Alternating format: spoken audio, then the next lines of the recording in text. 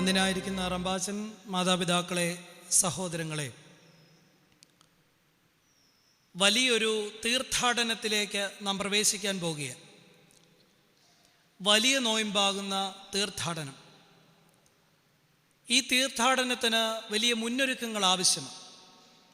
തീർത്ഥാടനത്തിലേക്ക് പ്രവേശിച്ചു കഴിയുമ്പോൾ ഒരുപാട് ക്രമീകരണങ്ങൾ അതിന്മേൽ തന്നെ ആവശ്യമാണ്. പ്രത്യേകമായ നമസ്കാരങ്ങൾ, പ്രത്യേകമായ രാഗങ്ങൾ, ചിട്ടവട്ടങ്ങൾ ഇവയൊക്കെയും പാലിച്ച് വിശുദ്ധ കഷ്ടാനുഭവത്തിലേക്ക് നാം പ്രവേശിക്കുമ്പം പൊതുപ്രാർത്ഥനകൾ പോലും പലതും മാറ്റപ്പെടുന്നു.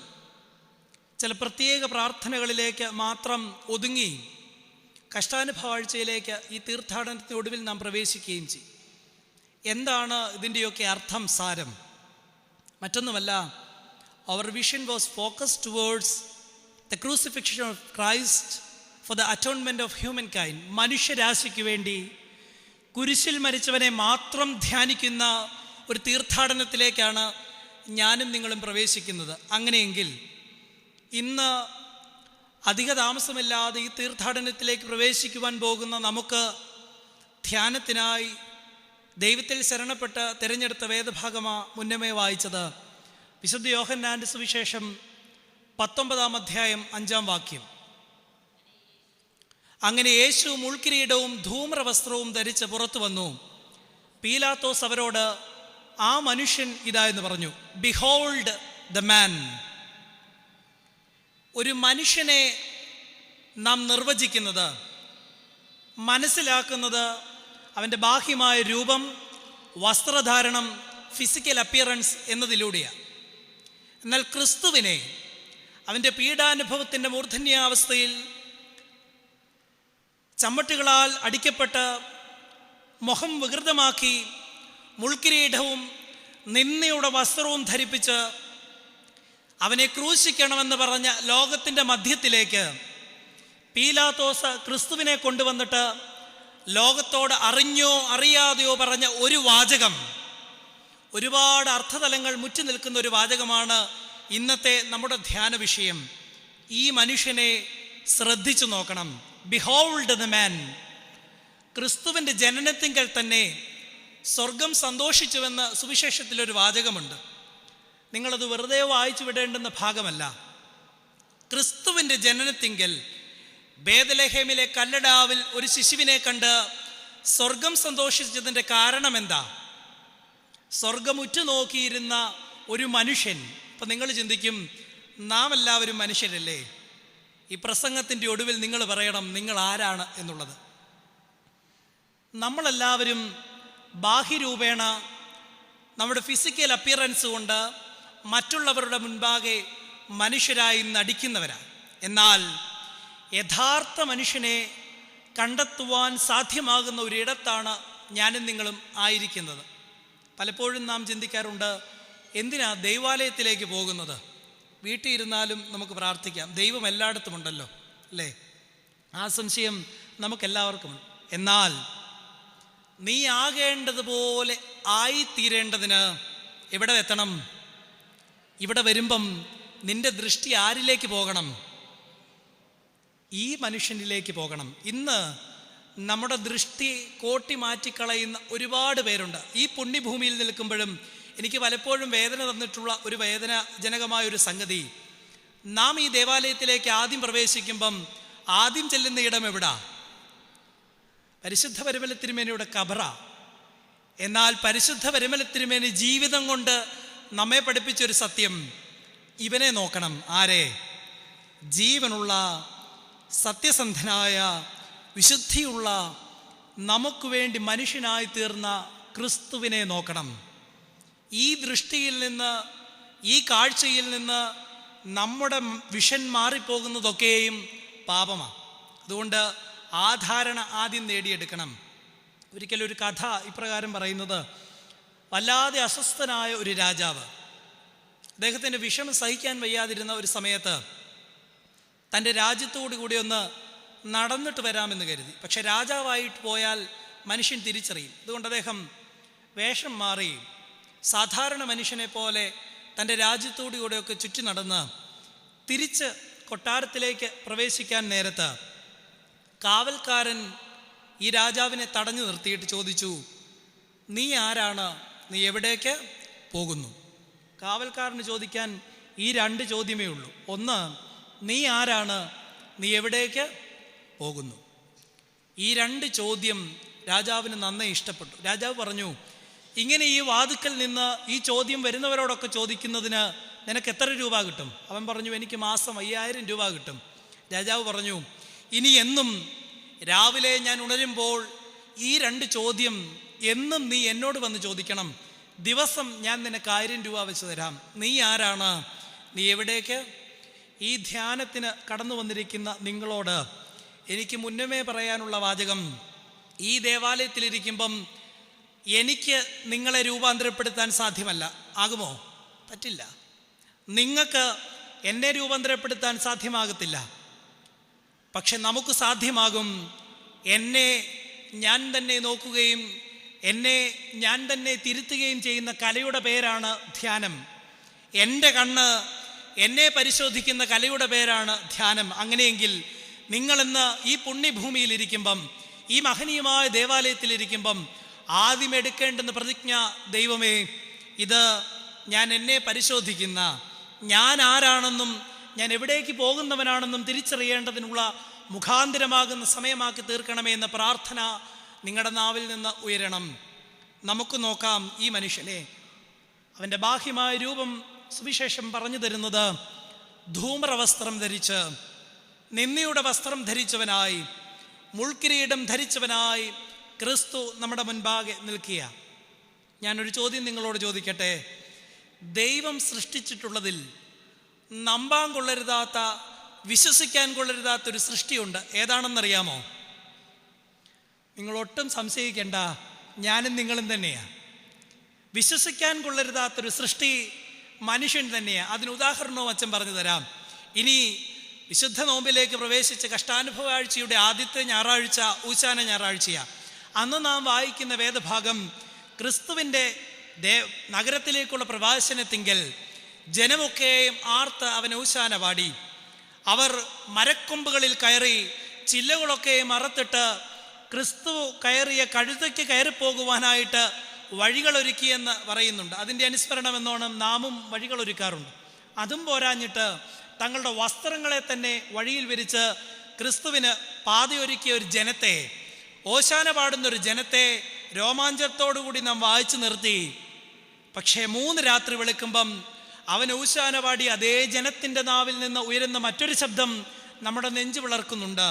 ആ ശബ്ദം മറ്റൊന്നുമല്ല, അവനെ ക്രൂശിക്കാം, അവനെ ക്രൂശിക്കാം, അവനെ ക്രൂശിക്കാം എന്നുള്ളതാണ്. അപ്പം നിങ്ങൾ പറഞ്ഞാട്ടെ, ദൈവം സൃഷ്ടിച്ചിട്ടുള്ളതിൽ വിശ്വസിക്കാൻ കൊള്ളരുതാത്തൊരു സൃഷ്ടി ഞാനും നിങ്ങളുമാ.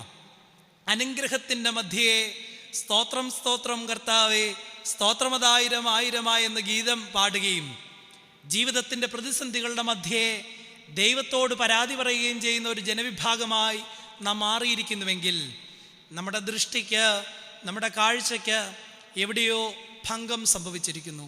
അവിടെ തെളിമയുള്ള ഒരു കാഴ്ച സിദ്ധിക്കുവാൻ നമുക്ക് സാധ്യമാകണം. ഒരു വാചകത്തിൽ നിന്ന് ലോകത്തിന് ഒരുപാട് അർത്ഥങ്ങളെ സ്വാംശീകരിക്കാൻ സാധിക്കും. അതുകൊണ്ടാണ് പണ്ടുണ്ടായിരുന്ന പിതാക്കന്മാരൊന്നും അധികം പ്രസംഗിക്കത്തില്ല. മണിക്കൂറുകളൊന്നും പണ്ടുണ്ടായിരുന്ന വിശുദ്ധ പിതാക്കന്മാർ പ്രസംഗിക്കത്തില്ല. അവരൊക്കെയും ചെറിയ ചെറിയ വാചകങ്ങളിലാണ്, പക്ഷേ ഒരുപാട് അർത്ഥഗർഭമായിട്ടുള്ള വാചകങ്ങൾ അവർ പറഞ്ഞിട്ടുള്ളൂ. ഡൽഹി ഭദ്രാസനത്തിൻ്റെ മെത്രാപ്പോലിത്തയായിരുന്ന മലങ്കര സഭയുടെ അല്ല, ഭാരതം പ്രൊഡ്യൂസ് ചെയ്തിട്ടുള്ള മെത്രാന്മാരിൽ ഏറ്റവും വലിയൊരു ബുദ്ധിരാക്ഷസനായിരുന്നു ഡൽഹി ഭദ്രാസനത്തിൻ്റെ കാലം ചെയ്ത ഡോക്ടർ ഗബ്രിയേൽ മാർ ഗ്രിഗോറിയോസ് തിരുമേനി, പൗലോസ് മാർ ഗ്രിഗോറിയോസ് തിരുമേനി. അദ്ദേഹം കാലം ചെയ്തപ്പം സുകുമാർ അഴീക്കോട് സാറിനോട് മലയാള മനോരമക്കാർ പറഞ്ഞു, തിരുമേനിയെക്കുറിച്ച് ഒരു ആർട്ടിക്കിൾ എഴുതി തരണം. അഴീക്കോട് സാറ് തിരുമേനിയെക്കുറിച്ച് എഴുതിയ ആർട്ടിക്കിളിന് ഒരു ക്യാപ്ഷൻ കൊടുത്തു. അതിതാണ്, ഇടിഞ്ഞത് കുലപർവ്വതം. ഒറ്റ വാചകമാണ് എഴുതിയത്, ഇടിഞ്ഞത് കുലപർവ്വതം. ആ ഒറ്റ ക്യാപ്ഷൻ മതി ആരാണ് നമ്മിൽ നിന്ന് മാറ്റപ്പെട്ട ഈ പുണ്യപുരുഷൻ എന്ന് മനസ്സിലാക്കാൻ. അതുകൊണ്ടാണ് ജ്ഞാനമുള്ള മനുഷ്യരൊന്നും അധികം വാചകങ്ങൾ പറയണ്ട, വാചാലരാകണ്ട. ചെറിയ വാചകങ്ങളെങ്കിൽ പോലും ഒരുപാട് അർത്ഥഗർഭമായിട്ടുള്ള ആശയങ്ങൾ അതിൽ പതിയിരിപ്പുണ്ട്. അങ്ങനെയെങ്കിൽ ഇന്നത്തെ നമ്മുടെ ധ്യാന വിഷയം behold the man, here is the man. മനുഷ്യൻ ഇതാ. ഈ മനുഷ്യനിൽ നാം കണ്ടെത്തേണ്ടതും നമ്മുടെ ജീവിതത്തിലേക്ക് നാം ഏറ്റെടുക്കേണ്ടതുമായ 1-2 പ്രത്യേകതകളെ പറഞ്ഞുകൊണ്ട് ഞാൻ എൻ്റെ പ്രഭാഷണം അവസാനിപ്പിച്ചു കൊള്ളാം. ഒന്നാമതായിട്ട് ഹിയർ ഇസ് ദ മാൻ. ഇതാ മനുഷ്യൻ. എങ്ങനെയുള്ള മനുഷ്യൻ? ഇതാ പാപരഹിതനായ ഒരു മനുഷ്യൻ. ഇതാ പാപരഹിതനായ ഒരു മനുഷ്യൻ. 1 കൊരിന്ത്യർ 5:20 പറയുന്നു, പാപമറിയാത്തവനെ നാം അവനിൽ ദൈവത്തിൻ്റെ നീതിയാകേണ്ടതിന് അവൻ നമുക്ക് വേണ്ടി പാപമാക്കി. നിങ്ങളെല്ലാവരും സത്യകുംഭസാരം നടത്തുന്നവരാണെന്ന് ഞാനങ്ങ് വിശ്വസിക്കുകയാണ്. അടിവരയിട്ട് പറയണം സത്യകുംഭസാരം.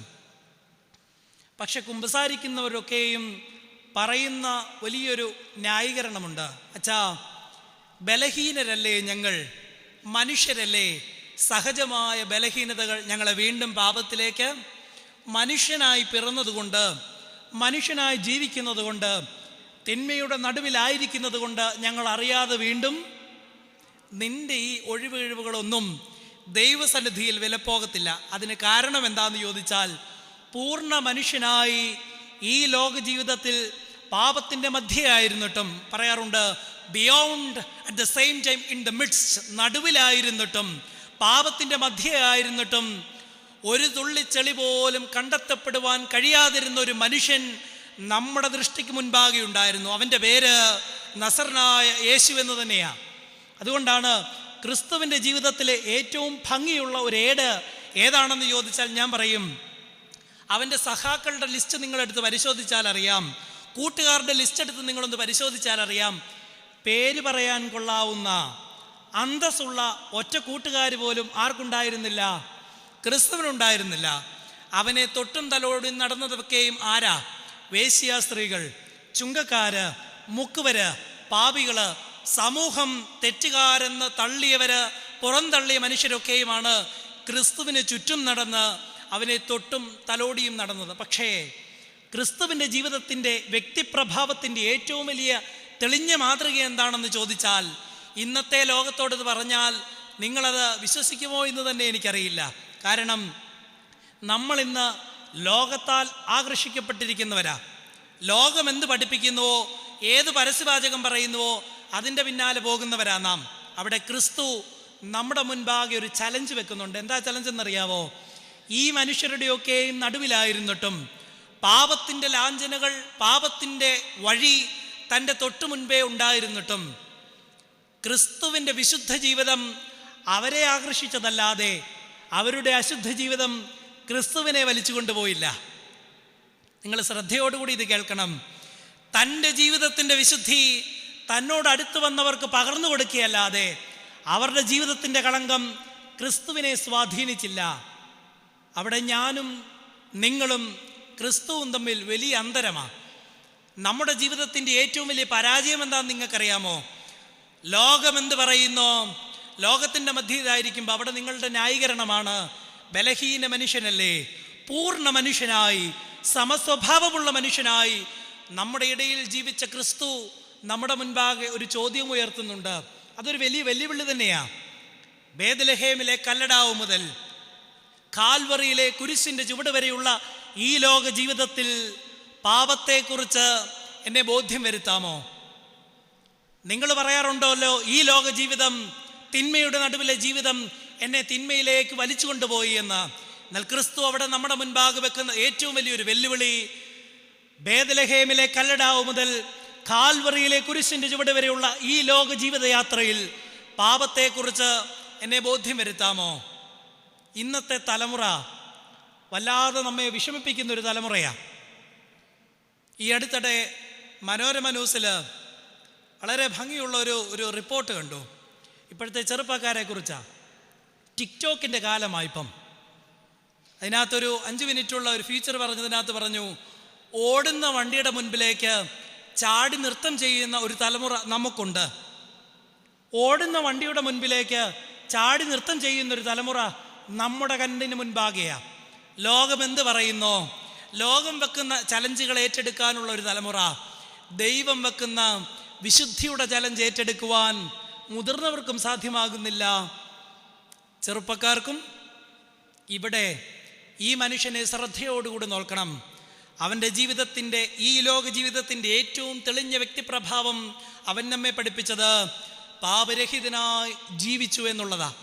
പാപരഹിതനായി ജീവിച്ചു എന്നുള്ളതാ. ഈ ആർജവത്വം ഉടനീളം ക്രിസ്തുവിനുണ്ടായിരുന്നു. ഈ ആർജവത്വം ഉടനീളം ക്രിസ്തുവിനുണ്ടായിരുന്നു. അതുകൊണ്ടാണ് പറയുന്നത്, we have to find an extraordinary God, extraordinary human being and in an ordinary life. സാധാരണ ജീവിതത്തിൽ അസാധാരണനായ ഒരു മനുഷ്യനെ നാം ക്രിസ്തുവിൽ കണ്ടെത്തുകയാണ്. സാധാരണ ജീവിതത്തിൽ അസാധാരണനായ ഒരു മനുഷ്യനെ നാം ക്രിസ്തുവിൽ കണ്ടെത്തുകയാണ്. ഈ മനുഷ്യൻ മാതൃകയായി നമ്മുടെ മുൻപാകെയുണ്ട്. ഈ മാതൃകയെ കണ്ടുകൊണ്ട് ജീവിച്ചത് കൊണ്ടാണ് നൂറ്റാണ്ടുകൾ കഴിഞ്ഞിട്ടും ഈ പുണ്യപുരുഷന്റെ സ്മൃതിയിൽ, സമാധിയിൽ പരിമളം പറ്റുവാൻ തക്കവണ്ണം ഞാനും നിങ്ങളും ഈ പുണ്യഭൂമിയിൽ കടന്നു വരുന്നത്. ഈ മനുഷ്യനെ ധ്യാനിപ്പാൻ നമുക്ക് സാധ്യമാകണം. ഈ ആർജവത്വം സ്വാംശീകരിക്കുവാൻ നമുക്ക് സാധ്യമാകണം. ഈ നീതിയുടെ കവചം, വിശുദ്ധിയുടെ കവചം അണിഞ്ഞത് കൊണ്ടാണ് ഇതെങ്ങനെ സാധ്യമാക്കി എന്നുള്ളതും ക്രിസ്തു നമുക്ക് പറഞ്ഞു തരുന്നുണ്ട്. സഭ അത് വലിയ ആത്മീയ വ്യായാമമായിട്ട് നമുക്ക് പറഞ്ഞു തരുന്നുണ്ട്. നോമ്പ് ഉപവാസം എന്നുള്ളത് ഇന്നത്തെ കാലത്ത് നിങ്ങൾക്ക് എങ്ങനെ അനുഭവവേദ്യമാക്കി തരണമെന്ന് വൈദികരായ ഞങ്ങൾക്കും ആശങ്കയാണ്. സത്യസന്ധമായി നോമ്പും ഉപവാസവും അനുഷ്ഠിക്കുന്നവരുടെ എണ്ണം തുലവും കുറഞ്ഞിരിക്കുന്ന ഒരു കാലഘട്ടത്തിലാണ് ഞാനും നിങ്ങളും ജീവിക്കുക. നോമ്പിൻ്റെ ഏറ്റവും വലിയ സാരമെന്താ? നാം അത് പ്രാർത്ഥനകളിൽ ആവർത്തിച്ച് ഉരുവിടുകയും ചെയ്യും. സാത്താനോട് പോരാടാനുള്ള പ്രധാന ആയുധമായ നോമ്പേ പറഞ്ഞാട്ടെ. സമാധാനത്താലേ നിങ്ങളതാരും ശക്തമായിട്ട് ചൊല്ലാറില്ല. കാരണം എന്താ? നമുക്കിന്ന് സാത്താനോട് പോരാട്ടമെന്നും നാം ഇന്ന് അവൻ്റെ തോളെ കൈയിട്ടാണ് നടക്കാറ്. തിരുത്തേണ്ട കാലമായി എന്ന് നിങ്ങൾ പറയും. ദൈവത്തിൻ്റെ വചനത്തിൻ്റെ അടിസ്ഥാനത്തിലുള്ള ജീവിതമായി ഇന്ന് പോരാട്ടം. അവിടെ നാം പ്രാർത്ഥന തിരുത്തും. ദൈവത്തോടുള്ള പോരാട്ടമായ നോമ്പേ. ഈ ധാരണ പിശകുകളാണ് നമ്മുടെ ആത്മീയ ജീവിതത്തിൻ്റെ ഏറ്റവും അധപ്പതനത്തിന് കാരണം. നോമ്പിൻ്റെ സാരം എന്തെന്ന് ക്രിസ്തു ജീവിതത്തിൽ പഠിപ്പിച്ചു. അവൻ 40 ദിവസം രാവും പകലും ഉപവസിച്ചു. ഉപവാസത്തിനൊടുവിൽ എന്തു സംഭവിച്ചു? ഉപവാസത്തിൻ്റെ ജയപരാജയങ്ങളെ അളക്കുന്നതിന് മനോഹരമായൊരു രംഗം സുവിശേഷങ്ങൾ നമുക്ക് കാട്ടിത്തരുന്നുണ്ട്. സാത്താൻ ക്രിസ്തുവിനെ പരീക്ഷിക്കേണ്ടതിന് അവൻ്റെ അടുക്കൽ വന്നു. നിങ്ങൾ വളരെ ശ്രദ്ധയോടും ജാഗരണത്തോടും കൂടി വായിക്കേണ്ടുന്ന വേദഭാഗമാണ്. കാരണം സാക്ഷാൽ ദൈവപുത്രൻ്റെ തൊട്ടടുത്ത് ആര് നിൽക്കുക? സാത്താൻ പരീക്ഷണത്തിനായിട്ട് നിൽക്കുക. അങ്ങനെയെങ്കിൽ സാധാരണ മനുഷ്യരായ നമ്മുടെ അടുക്കൽ എത്ര ശക്തിയോടുകൂടി അവൻ വരും? അതുകൊണ്ടാണ് കോട്ടയത്തിൻ്റെ കാലം ചെയ്ത് ഇവാനിസ് തിരുമേനി പറയും, ഒരിക്കലും സാത്താൻ നിങ്ങളോട് പ്രാർത്ഥിക്കരുതെന്ന് പറയത്തില്ല, മറിച്ച് ഇപ്പോൾ പ്രാർത്ഥിക്കരുത്, പിന്നീട് പ്രാർത്ഥിക്കാമെന്നേ പറയത്തുള്ളൂ. സാത്താൻ ക്രിസ്തുവിൻ്റെ അടുക്കൽ വന്നു. നിങ്ങളൊരു കാര്യം ശ്രദ്ധിച്ചോണം. ഏറ്റവും ഭംഗിയാവണ്ണം വേദശാസ്ത്രം പറയുന്നത് ആരാന്നറിയാവോ? സാത്താന. അതുകൊണ്ട് നിങ്ങളുടെ ചുറ്റുപാടും കേൾക്കുന്ന ദൈവവചനമെല്ലാം, വചന ശുശ്രൂഷകളെല്ലാം മതിമറന്ന് വിശ്വസിച്ച് അഭിരമിച്ചു പോകരുത്. സാത്താൻ വന്നിട്ട് നമ്മുടെ ആശയങ്ങളെ, ആഗ്രഹങ്ങളെ ചൂഷണം ചെയ്യുകയാണ് സാത്താൻ ചെയ്യാറ്. അവിടെ വായിക്കുന്നത്, ഉപവാസത്തിനു ശേഷം ക്രിസ്തുവിന് വിശന്നു. ഈ വിശപ്പിനെ ചൂഷണം ചെയ്യാൻ ആര് വന്നു? സാത്താൻ വന്നിട്ട് അവനോട് പറഞ്ഞു, നിനക്ക് വിശക്കുന്നില്ലേ? നീ ദൈവപുത്രനല്ലേ? ഈ കല്ലുകളോട് അപ്പമാകാൻ പറയുക. ഒന്നാമത്തെ പ്രലോഭനം ക്രിസ്തു ജയിക്കുന്നു. ദൈവവചനത്തിൽ വേരൂന്നിയും കൂടെ ജീവിക്കണമെന്ന് പഠിപ്പിച്ചു. രണ്ടാമത്തേത് മനോഹരമായൊരാശയമാണ്.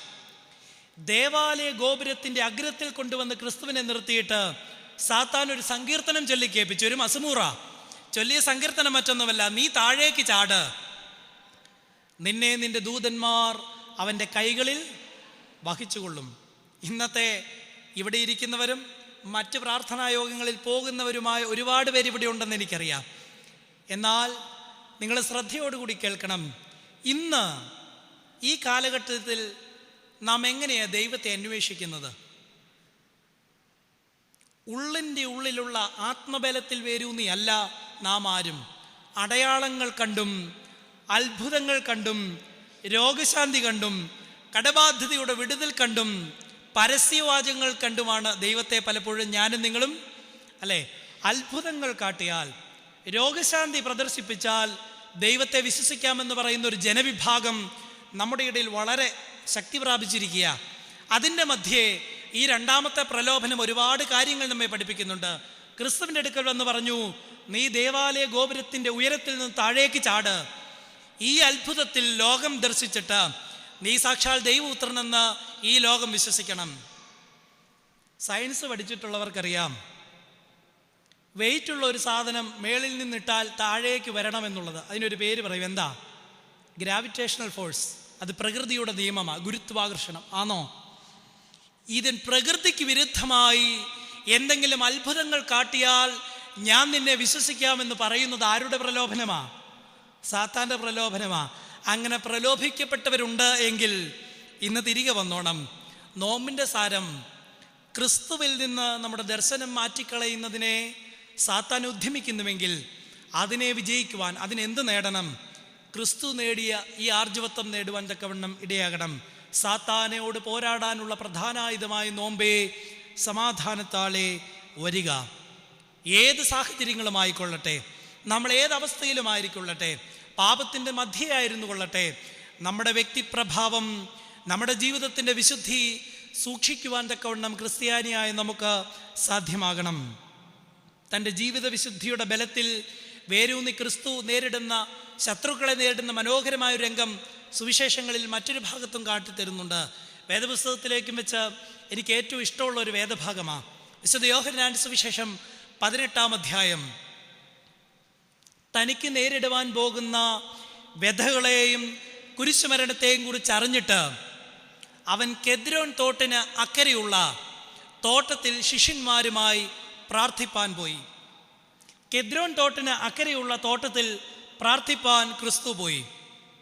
തോട്ടത്തിൽ പ്രാർത്ഥിച്ചുകൊണ്ടിരിക്കെ തനിക്ക് നേരിടുവാൻ പോകുന്ന വ്യഥകളെക്കുറിച്ചും കഷ്ടതകളെക്കുറിച്ചും കുരിശുമരണത്തെക്കുറിച്ചും പൂർണ്ണബോധ്യം ആർക്കുണ്ട്? ക്രിസ്തുവിനുണ്ട്. തന്നെ പിടിക്കുവാൻ പടയാളികൾ വാളും പരിചയും കുന്തവുമൊക്കെയായി തോട്ടത്തിന് പുറത്തു വന്ന് നിന്നു എന്നും സുവിശേഷകൻ പറയുന്നുണ്ട്. നമുക്ക് ജീവിതത്തിലൊരു പ്രതിസന്ധിയുണ്ട് എന്ന് കേട്ടാൽ നാം ഏതെല്ലാം വഴി ഓടാനാണ് പരിശ്രമിക്കാറ്? എന്നാൽ ക്രിസ്തു തൻ്റെ ജീവിതത്തിൻ്റെ പ്രതിസന്ധിയെ നേരിടുന്നത് എങ്ങനെയെന്ന് സുവിശേഷം ഭംഗിയാവണ്ണം രേഖപ്പെടുത്തിയിട്ടുണ്ട്. 18-ാം അധ്യായം ആദ്യം മുതലുള്ള വാചകവും വായിക്കുന്നിടത്ത് തന്നെ പിടിക്കുവാൻ പടയാളികൾ വന്നുവെന്നറിഞ്ഞ് ക്രിസ്തു തോട്ടത്തിന് പുറത്തു വന്നു. ക്രിസ്തു തോട്ടത്തിന് പുറത്തു വന്നു. ക്രിസ്തു ശിഷ്യന്മാരിൽ നിന്ന് വ്യത്യസ്തനല്ലായിരുന്നതുകൊണ്ട് അവനെ തിരിച്ചറിയുവാൻ പടയാളികൾക്ക് കഴിയാതെ അന്ധരായി നിന്നപ്പം ക്രിസ്തു അവരോടൊരു ചോദ്യം ചോദിക്കുന്നുണ്ട്. നിങ്ങൾ ആരെ അന്വേഷിക്കുന്നു? പടയാളികൾ പറഞ്ഞു, ഞങ്ങൾ നസറനായ യേശുവിനെ. ക്രിസ്തു പറഞ്ഞു, നസറനായ യേശു ഞാൻ തന്നെ. നിങ്ങൾ അന്വേഷിക്കുന്ന ആ മനുഷ്യൻ ഞാൻ തന്നെ. അതിൻ്റെ 8-ാമത്തെ വാക്യം, കൈക്കരുത്തും കയ്യിൽ ആയുധവും പേറിയ പടയാളികളെക്കുറിച്ച് സുവിശേഷകൻ ഭംഗിയാമണ്ണം എഴുതിയിരിക്കുന്ന 6-ാമത്തെ വാക്യം, ഞാൻ തന്നെയെന്ന് അവരോട് പറഞ്ഞപ്പോൾ അവർ നിലത്ത് പിൻവാങ്ങി വീണുപോയി. ഞാൻ തന്നെയെന്ന് ക്രിസ്തു അവരോട് പറഞ്ഞപ്പോൾ, പടയാളികളോട് പറഞ്ഞപ്പോൾ പടയാളികൾ നിലത്ത് പിൻവാങ്ങി വീണുപോയി. കാരണം എന്താ? പിടിക്കാൻ വന്ന പടയാളികൾക്ക് പോലും അറിയാം നിഷ്കളങ്ക രക്തത്തെ, നിർദോഷ രക്തത്തെയാണ് തങ്ങൾ പിടിക്കാൻ വന്നത്. എന്നിട്ടും ഈ മനുഷ്യൻ യാതൊരു കൂസലുമില്ലാതെ, യാതൊരു ഭയവുമില്ലാതെ ഈ കുരിശിൻ്റെ അനുഭവത്തിലേക്ക്, ഈ മരണത്തിലേക്ക് നടന്നു നീങ്ങുവാനായിട്ട് പറഞ്ഞ വാചകം, നിങ്ങൾ കുരിശിക്കുവാനായി, മരണത്തിന് ഏൽപ്പിച്ചു കൊടുക്കുവാനായി ആഗ്രഹിക്കുന്ന, പിടിച്ചു കൊണ്ടുപോകാൻ വന്നിരിക്കുന്ന ആ മനുഷ്യൻ ഞാൻ തന്നെയാ. ഇത്ര ആർജവത്വമുള്ള, ഇത്ര തൻ്റെ ഇടമുള്ള ഒരു മനുഷ്യനെ, അതാ ഞാൻ പറഞ്ഞത്, നമ്മളെല്ലാവരും മനുഷ്യരാണെന്ന് പറഞ്ഞാൽ ഞാൻ സമ്മതിച്ചു തരത്തില്ല. കാരണം എന്താ? നാം ഒന്നും കാമ്പില്ലാത്ത മനുഷ്യരായി മാറിയിരിക്കുക, വ്യക്തിപ്രഭാവമില്ലാത്ത മനുഷ്യരായി മാറിയിരിക്കുക, നിലനിൽപ്പിന് വേണ്ടി ആരെയും പ്രസാദിപ്പിക്കാൻ എന്തും ചെയ്യുന്ന മനുഷ്യരായി തീർന്നിരിക്കുക. ഒരു ചെറുപ്പക്കാരന് ഹോട്ടലിൽ ജോലിയാണ്. ആ ചെറുപ്പക്കാരന് അവൻ്റെ കൂട്ടുകാരുമായിട്ട് ഒരു പിക്നിക്കിന് പോകണം. നിസ്സാര കാര്യമാണ്, പക്ഷെ അവന് അവധി കിട്ടത്തില്ല. ചെറുപ്പക്കാരൻ തീരുമാനിച്ചു, എങ്ങനെയെങ്കിലും ആഘോഷിക്കാൻ പോകേണ്ടതിന് ഒരു അവധി നേടിയെടുത്തേ മതിയാകൂ. ഇവൻ പെട്ടെന്ന് ഓടിക്കതച്ച് മാനേജറുടെ അടുക്ക് വന്നിട്ട് പറഞ്ഞു, എനിക്ക് ഒരവധി വേണം. എന്താ ഇത്ര പെട്ടെന്ന് അവധി? തരില്ല, തന്നേ മതിയാകൂ, എൻ്റെ അപ്പം മരിച്ചുപോയി. മാനേജർക്ക് വിഷമം, സ്വന്തം പിതാവല്ലേ, നീ പൊക്കോ. പിറ്റേ ദിവസം 2 ദിവസങ്ങൾക്ക് ശേഷം ഈ ചെറുപ്പക്കാരൻ മടങ്ങി വന്നു. ഈ മാനേജർ അവനോട് ചോദിച്ചു, നീ മരണാനന്തര ജീവിതത്തിൽ വിശ്വസിക്കുന്നുണ്ടോ? ചെറുപ്പക്കാരൻ പറഞ്ഞു, എനിക്ക് അങ്ങനെയുള്ളതിലൊന്നും വിശ്വാസമില്ല. മാനേജർ പറഞ്ഞു, എനിക്കും വിശ്വാസമില്ലായിരുന്നു, പക്ഷേ മരിച്ചു എന്ന് പറയുന്ന നിൻ്റെ അപ്പൻ നീ പോയതിനു ശേഷം 1 മണിക്കൂർ കഴിഞ്ഞ് എൻ്റെ കടയിൽ വന്നിട്ടുണ്ടായിരുന്നു. അപ്പം ഞാൻ വിശ്വസിച്ചു മരണാനന്തര ജീവിതം നിസ്സാര സംഗതിയാണ്. നമ്മുടെ വ്യക്തി ജീവിതത്തിൽ പോലും ചെറിയ ചെറിയ സംഗതികൾക്ക് പോലും നമ്മുടെ വ്യക്തിത്വം കാത്തു സൂക്ഷിക്കാൻ നമുക്ക് സാധ്യമാകാത്ത, സത്യത്തിന് വേണ്ടി നിലകൊള്ളുവാൻ സാധ്യമാകാത്ത ഒരു തലമുറയായി, അന്തസ്സ് കെട്ട ഒരു തലമുറയായി നാം മാറിപ്പോയി എങ്കിൽ നാം ഇനിയും ക്രിസ്ത്യാനി എന്ന പേരെടുത്ത് ധരിക്കരുത്. ദൈവത്തെ ധരിച്ചവരായ ഭക്തരായ മനുഷ്യരുടെ ജീവിതം വേദപുസ്തക താളുകളിൽ നിന്ന് പരിശോധിച്ചാൽ നിങ്ങൾക്കറിയാം, ഏത് പ്രതിസന്ധിയുടെ മധ്യേയും ഏത് പീഡനത്തിൻ്റെ മധ്യേയും അവരെടുത്തണിഞ്ഞ ക്രിസ്തുവിൻ്റെ ഒരു മുഖംമൂടിയുണ്ട്. എന്താ ആ മുഖംമൂടിയുടെ പ്രത്യേകത എന്നറിയാവോ? ധൈര്യമാണ് അതിൻ്റെ മുന്നാധാരം. അതുകൊണ്ടാണ് രാജാക്കന്മാരുടെ 1-ാം പുസ്തകത്തിൽ മഹാനായ ഒരു പ്രവാചകനെ, വേദപുസ്തകത്തിൽ മറ്റുള്ള ഭക്തരെക്കുറിച്ചൊക്കെ നിങ്ങൾക്കറിയാം, അധികമാരും വായിച്ചു കേട്ടിട്ടില്ലാത്തൊരു ഭക്തനാകട്ടെ എന്ന് കരുതിയ ഈ ഉദാഹരണം ഞാൻ എടുത്തത്. 1 രാജാക്കന്മാരുടെ പുസ്തകത്തിൽ കാണുന്ന മീഖായാവ് എന്ന് പറയുന്ന ഒരു പ്രവാചകനുണ്ട്. മീഖായാവിനെ കുറിച്ച് പറയുന്നത് 400 പ്രവാചകന്മാർ അപ്പുറേ നിൽക്കുകയും, ഏലിയാവിനും ആ ചരിത്രമുണ്ട്, എങ്കിലും 400 പ്രവാചകന്മാർ അക്കരെ നിന്ന് രാജാവിനോട് പറഞ്ഞു, നീ യുദ്ധത്തിന് പോയിക്കോ, നിനക്ക് വിജയം സംഭവിക്കുമെന്ന് പറയുന്നിടത്ത് മീഖായാവ് ഒറ്റയ്ക്ക് ഇപ്പറേ നിന്നിട്ട് പറഞ്ഞു, പോയാൽ രാജാവിനെ നഷ്ടമാകും. 400 സമം 1. പലപ്പോഴും ഈ ലോക ജീവിതത്തിൽ നമ്മൾ എടുക്കുന്ന പോളിസി ഏതാ? 400ൻ്റെ കൂടെ കൂടി നമ്മളും കൈയടിച്ച് പാസ്സാക്കും, അല്ലേ? 400ൻ്റെ കൂടെ കൂടി അല്ലെ? ഇന്ന് ഭൂരിപക്ഷം ആഗ്രഹിക്കുന്ന ഒരു ജനമാണ്.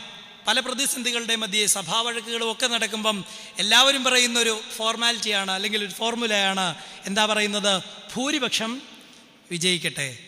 എന്നാൽ വേദപുസ്തകം പറയുന്നത് ഭൂരിപക്ഷമല്ല, സത്യത്തിന് വേണ്ടി, നീതിക്ക് വേണ്ടി നിലനിൽക്കുവാനുള്ള നിന്റെ കെൽപ്പാണ് ഭക്തിയുടെ അടിസ്ഥാനം. അതിനെന്തു വേണം? ഇങ്ങനെ ശക്തിയുക്തം നിൽക്കണമെങ്കിൽ എന്തു വേണം? ദൈവത്തിൽ വേരൂന്നുവാനുള്ള വിശ്വാസവും സ്വന്തം ഭാഗത്ത് നീതിയും വിശുദ്ധിയും വേണം. അതുകൊണ്ട് ഈ മനുഷ്യനെ നോക്കി, ക്രിസ്തുവിനെ നോക്കി ആദ്യം നമ്മുടെ ജീവിതത്തിലേക്ക് നാം ഏറ്റെടുക്കേണ്ടുന്ന 1-ാമത്തെ പ്രത്യേകത വ്യക്തിപ്രഭാവം. Here is the man, behold the man. എങ്ങനെയുള്ള മനുഷ്യൻ? പാപരഹിതനായ ഒരു മനുഷ്യൻ. ഇതുകൊണ്ടാണല്ലോ വിശുദ്ധ ബലിയിൽ നാം സംബന്ധികളാകുമ്പം പുരോഹിതൻ സ്ഥാപനവചനത്തിൽ നമ്മെ ഓർമ്മപ്പെടുത്തുകയും മുറവിളിയോടുകൂടി നാം ഹൃദയത്തിലേക്ക് ഏറ്റെടുക്കേണ്ടുന്നതുമായൊരു പ്രാർത്ഥനയാണ്. പാപമില്ലാത്തവനായ നമ്മുടെ കർത്താവ് പാപികളായ നമുക്ക് വേണ്ടി മനസ്സോടെ മരണമനുഭവിച്ചു. ഇതൊക്കെയും നിങ്ങൾ ശ്രവിക്കുമ്പം നിങ്ങളുടെ ചങ്കിനകത്ത് ചോര പൊടിഞ്ഞേ മതിയാകൂ. അവൻ ആർക്കു വേണ്ടിയാണ് മരിച്ചത്? 2000 വർഷങ്ങൾക്ക് മുമ്പ് നടന്ന ഒരു കുരിശുമരണം ഇന്ന് ജീവിക്കുന്ന നമുക്ക് രക്ഷയുടെ കാരണമാകുന്നത് എങ്ങനെയാണെന്ന് നിങ്ങൾ ചിന്തിച്ചിട്ടുണ്ടോ? എങ്ങനെയാ? ഇന്ന് ജീവിക്കുന്ന നാമും ഏറ്റുപറയുന്ന വിശ്വാസം, പാപമില്ലാത്തവനായ വിശുദ്ധനായ എൻ്റെ ദൈവം തമ്പുരാൻ പാപിയായ എനിക്ക് വേണ്ടി മനസ്സോടെ ഈ അനുഭവത്തിലേക്ക്, വിശുദ്ധ ആരാധനയിൽ മുഴുകിയിരിപ്പാൻ നമുക്ക് സാധ്യമാകണം. ഹിയർ ഇസ് ദ മാൻ, പാപരഹിതനായ ഒരു മനുഷ്യൻ. 2-ാമത്, ഹിയർ ഇസ് ദ മാൻ, യാഗത്തിനായിട്ട് പിറന്ന ഒരു മനുഷ്യൻ, യാഗത്തിനായുള്ള ഒരു മനുഷ്യൻ. ഏത് കുഞ്ഞുങ്ങളും ജനിക്കുമ്പം എല്ലാ മനുഷ്യർക്കും വലിയ പ്രതീക്ഷയാണ് അല്ലേ? മക്കളുള്ള അമ്മയപ്പന്മാരുടെയൊക്കെ പ്രതീക്ഷ അവർ തങ്ങൾക്ക് വളർന്നു വലുതായി ഒരു തണലായി തീരും അല്ലേ? എന്നാൽ ഇന്ന് ആ പ്രതീക്ഷയൊന്നും നിങ്ങൾ അധികം വെക്കണ്ട. ഞാൻ കല്യാണം കഴിക്കാത്ത ഒരു അച്ഛനാ, അതുകൊണ്ട് എനിക്ക് ധൈര്യമായിട്ട് പറയുകയും ചെയ്യാം. മക്കളുള്ള നിങ്ങളൊന്നും ദൈവസന്നിധിയിൽ അഹങ്കരിക്കണ്ട. നിങ്ങളുടെ മക്കളെ ഒരു കാര്യം പഠിപ്പിച്ചാൽ മതി, ദൈവസന്നിധി കുമ്പിടാൻ പഠിപ്പിച്ചാൽ മതി. നിങ്ങളുടെ മക്കളെ ദൈവസന്നിധിയിൽ കുമ്പിടാൻ പഠിപ്പിച്ചാൽ നിങ്ങൾക്ക് കിട്ടുന്ന അനുഗ്രഹം എന്താണെന്നറിയാവോ? നിങ്ങളുടെ മക്കളുടെ മുമ്പാകെ നിങ്ങൾ കുമ്പിടേണ്ടതായിട്ട് വരത്തില്ല. നിങ്ങളുടെ മക്കളെ ദൈവസന്നിധിയിൽ കുമ്പിടാൻ പഠിപ്പിച്ചാൽ നിങ്ങളുടെ മക്കളുടെ മുമ്പാകെ നിങ്ങൾ കുമ്പിടേണ്ടതായിട്ട് വരത്തില്ല. അത് പോകട്ടെ, യാഗത്തിനായി പിറന്ന മനുഷ്യൻ ബേത്ലഹേമിലേക്ക് വരുമ്പം മനോഹരമായ ഒരു രംഗം അവിടെയുണ്ട്. തങ്ങളുടെ ഏറ്റവും വലിയ സമ്പാദ്യങ്ങളെ ഉപേക്ഷിച്ചു വന്ന ആട്ടിടയന്മാരവിടെയുണ്ട്. ലോകത്തിലേക്കും വെച്ച് ജ്ഞാനം പ്രാപിച്ചു എന്ന് പറയുന്ന വലിയ വിദ്വാൻമാരുടെ ഒരു സംഘവും അവിടെ വരുന്നുണ്ട് ഇല്ലേ? 3 വിദ്വാൻമാരെന്ന് നാം പറയുന്ന അവർ 3 കാഴ്ചകൾ ദൈവസന്നിധിയിൽ സമർപ്പിക്കുന്നുണ്ട്. ഉണ്ടോ? ഇവിടെ ആയിരിക്കുന്ന നിങ്ങൾ പല കാര്യങ്ങൾ ബദ്ധശ്രദ്ധരായി പോകരുത്. പറയുന്ന കാര്യത്തിൽ ശ്രദ്ധിച്ചിരിക്കണം. ചോദിക്കുന്നത് അതുകൊണ്ടാണ്, നിങ്ങൾ വീഡിയോ ശ്രദ്ധിക്കുന്നുണ്ടോ എന്നറിയാൻ. 3 കാഴ്ചകൾ സമർപ്പിച്ചു. എന്തെല്ലാം ആ കാഴ്ച? സ്ത്രീകൾ ആദ്യം പറയും പൊന്ന്, മൂര്, കുന്തിരിക്കം. 3 കാഴ്ചകൾ ഇപ്പോൾ പറഞ്ഞ ഈ ശിശുവിന് മുൻപാകെ അറിവിൻ്റെ നിറകുടങ്ങൾ എന്ന് പറയുന്ന 3 വിദ്വാൻമാർ സമർപ്പിച്ചുവെന്ന് നാം തിരിച്ചറിയുന്നിടത്ത് ഒന്നാമത്തെ കാഴ്ച പൊന്ന്. അതൊരു ശുഭകരമായ സൂചനയാണ്. അത് രാജകീയ ചിഹ്നമാണ്. ഇവൻ മശിഹ സാക്ഷാൽ രാജാവായി പിറന്നവൻ, കുഴപ്പമില്ല, നല്ലതാ. രണ്ടാമത്തേത് കുന്തിരിക്കം. അത് പൗരോഹിത്യത്തിൻ്റെ ചിഹ്നമാണ്. അവൻ മൽക്കീസദേക്കിൻ്റെ ക്രമപ്രകാരം നിത്യ മഹാപുരോഹിതൻ. പക്ഷെ മൂന്നാമത്തേത് ഇതിനോട് ചേരാത്ത ഒരു ഓടുവണ്ണ, മൂര്. അതിൻ്റെ അർത്ഥം എന്താണെന്നറിയാവോ? അതൊരു മരണലേപനമാണ്. ഇപ്പോൾ ജനിച്ചു വീണ ഈ ശിശുവിൻ്റെ മുൻപാകെ ലോകത്തിലേക്കും വെച്ച് ജ്ഞാനി എന്ന് പറഞ്ഞ മനുഷ്യൻ കൊണ്ടുവന്ന് വെച്ച മൂന്നാമത്തെ കാഴ്ച മൂര്, മരണലേപനം. എന്താ അതിൻ്റെ അർത്ഥം എന്നറിയാവോ? ഈ ബേത്ലഹേമിൽ തന്നെ മുഴങ്ങുന്ന ആദ്യത്തെ വാചകം, ഈ ശിശു ജനിച്ചിരിക്കുന്നത് ലോകത്തിൻ്റെ രക്ഷയ്ക്ക് യാഗമായി തീരുവാനാ. ജീവിതത്തിൻ്റെ മിഷൻ, ജീവിതത്തിൻ്റെ ലക്ഷ്യം ക്രിസ്തുവിൻ്റെ ജനനത്തിങ്കൽ തന്നെ ലോകത്തിന് വെളിവാകുകയാ. ഇവൻ എന്തിനു വേണ്ടി പിറന്നവനാ? ഇവൻ ലോകത്തിൻ്റെ രക്ഷയ്ക്ക് വേണ്ടി യാഗത്തിനായി പിറന്ന മനുഷ്യനാ. ഇവൻ യാഗത്തിനായി പിറന്ന ഒരു മനുഷ്യനാണെന്ന വലിയ ഒരു ബോധ്യമാണ് ഇവിടെ ലഭിക്കുന്നത്. ഈ ഒരു മനോഭാവം നാമും ഏറ്റെടുക്കണം. ഇന്ന് ഈ ലോകത്തിൽ ജീവിക്കുന്ന നമ്മുടെ കാഴ്ചപ്പാട് എന്താ? ഞാൻ എനിക്ക് വേണ്ടി, കഴിയുമെങ്കിൽ മറ്റുള്ളവരും എനിക്ക് വേണ്ടി ചിന്തിക്കണമെന്ന് പറയുന്നിടത്ത്, യാഗത്തിനായി പിറന്ന ഈ മനുഷ്യനെ ധ്യാനിക്കുന്നിടത്ത് വലിയ സാങ്കത്യമുണ്ടോ എന്ന് നിങ്ങൾ ചിന്തിക്കും. നമ്മൾ ഈ പള്ളി വരുന്നതും പരിശുദ്ധ പരിമല തിരുമേനിയുടെ കബറിങ്കിലേക്ക് എല്ലാ വർഷവും തീർത്ഥയാത്രയും നടത്താറുണ്ട് അല്ലേ? എല്ലാ വർഷവും നടക്കാറുണ്ട് അല്ലേ? നടന്നിട്ട് നമ്മൾ വീട്ടിൽ ചെന്ന് വലിയ ആത്മീയ അഹങ്കാരത്തോടു കൂടി പറയും, നടന്ന് എൻ്റെ കാല് പൊട്ടി. തിരുമേനി അവിടെ ഇരുന്ന് ചിരിക്കുമെന്നാണ് ഞാൻ പറയുന്നത്. നിൻ്റെ കാല് പൊട്ടിയത് കൊണ്ടോ നിൻ്റെ കാല് വീങ്ങിയത് കൊണ്ടോ ഒരനുഗ്രഹവും നിനക്ക് കിട്ടും. പരുമലയിലേക്ക് നടക്കുന്നതല്ല തീർത്ഥാടനം, ആണോ? ഞാൻ ഇക്കൊല്ലം പരുമലയ്ക്ക് നടന്നപ്പം എൻ്റെ കൂടെ ഇടിഞ്ഞില്ലെത്തുന്ന ഒരു പട്ടി നടക്കാൻ തുടങ്ങി. ഈ പരുമല അടുക്കുന്നിടം വരെ ആ പട്ടി എൻ്റെ കൂടെ നടന്നു. അപ്പം ഞാൻ ചിന്തിച്ചു, ഞാനും നടന്നു എന്ന് പറഞ്ഞ് അടുത്ത കൊല്ലം തൊട്ട് നിങ്ങൾ വരരുതെന്നല്ല പറഞ്ഞത്. പരുമലയിലേക്ക് നടക്കുന്നതല്ല തീർത്ഥാടനം, മറിച്ച് പരുമല തിരുമേനി നടന്നതുപോലെ നടക്കുന്നതാണ്. അതിന് സാധ്യമായില്ലെങ്കിൽ നമ്മുടെ ഈ ദേവാലയത്തിലേക്കുള്ള വരവിന് വലിയ അർത്ഥമൊന്നും കിട്ടത്തില്ല. ഈ പരിശുദ്ധൻ ഈ ലോക ജീവിതത്തിൽ തൻ്റെ നാഥനെ എങ്ങനെ പ്രസാദിപ്പിച്ചുവോ, ഇത് പറയുമ്പം എനിക്ക് എന്തെന്നില്ലാത്തൊരു ലജ്ജ എന്നെ മൂടുന്നുണ്ട്. ഇത് സാധ്യമാകാത്തിടത്തോളം കാലം എന്നെ മൂടുന്ന ഒരു ലജ്ജയുണ്ട്. അവിടെ നാം ഏറ്റുപറയണം, തിരുമേനി നടന്നതുപോലെ നടക്കുവാൻ ഞങ്ങളെ ശീലിപ്പിക്കണമേ. നടന്നതുപോലെ നടക്കുവാൻ, ദൈവത്തിന് ഹിതകരമാകുന്ന വണ്ണം നടക്കുവാൻ അടിയങ്ങളെ കൈപിടിച്ച് നടത്തണമേ. ഈ പ്രാർത്ഥന നമ്മുടെ നാവിൽ നിന്ന് വരണം. എന്തെങ്കിലും കിട്ടണമെന്ന ആഗ്രഹം കൊണ്ടല്ലാതെ നമ്മൾ ആരും പള്ളിയിലേക്ക് അല്ലെ, പല ഉദ്ദേശങ്ങൾ കാണും. നമ്മൾ ദേവാലയത്തിലേക്കും ഈ പുണ്യവാൻ്റെ ഖബറിലേക്കും വരുന്നതിന് പല ഉദ്ദേശങ്ങൾ കാണും. എന്നാൽ അവിടെയാണ് എനിക്ക് വേണ്ടി, മറ്റുള്ളവരും എനിക്ക് വേണ്ടി എന്ന് ചിന്തിക്കുന്നതല്ല ക്രിസ്തീയതയുടെ ഭാവം. എനിക്കെന്ത് ചെയ്യാൻ കഴിയുമെന്നുള്ളതാണ് ക്രിസ്തീയതയുടെ ഭാവം. VP ഗംഗാധരൻ എന്ന് പറയുന്ന ഒരു ക്യാൻസർ സ്പെഷ്യലിസ്റ്റായ ഡോക്ടറെക്കുറിച്ച് നിങ്ങളെല്ലാവരും കേട്ടിട്ടുണ്ട് അല്ലേ? അദ്ദേഹത്തിൻ്റെ ഒരു പുസ്തകമുണ്ട്, ജീവിതം എന്ന അത്ഭുതം.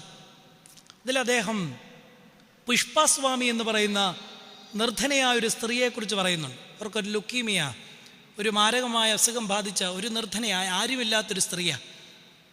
ആ സ്ത്രീയെക്കുറിച്ച് അദ്ദേഹം പറഞ്ഞു നിർത്തുന്നിടത്ത് വായിക്കുമ്പം നമ്മുടെ ചങ്കിന് വല്ലാത്തൊരു ഭാരം അനുഭവപ്പെടും. ആ സ്ത്രീയെക്കുറിച്ച് പറയുന്നത് കടത്തിണ്ണയിൽ കിടന്ന് ഉറങ്ങുന്ന, മറ്റുള്ളവരുടെ സഹായം കൊണ്ട് ജീവിച്ചു പോകുന്ന ഒരു സ്ത്രീ.